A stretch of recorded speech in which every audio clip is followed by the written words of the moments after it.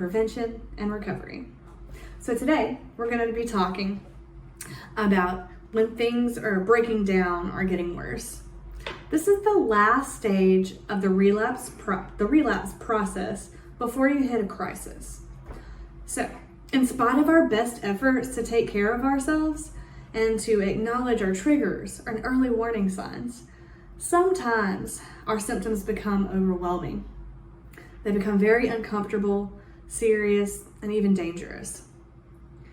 This is a very important time, and it's imperative to take immediate action to prevent a full-blown crisis. You may feel terrible, and others really may be concerned for you, because when things are breaking down or getting worse, your behavior starts to show your internal chaos.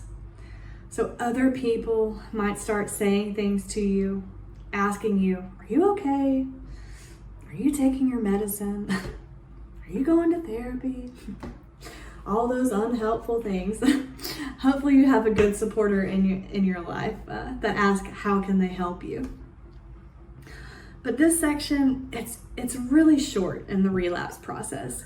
And that's because you go from internal things to external things in your behavior. So this section is different in contrast to early warning signs in that these are your external behaviors. So for me, I'll give you an example. When I start to withdraw from my friends, that is an example of when things are getting worse or breaking down in my life. When I ignore people's calls over and over again. When I stop getting out of bed. When my hygiene just tanks. When I stop brushing my teeth.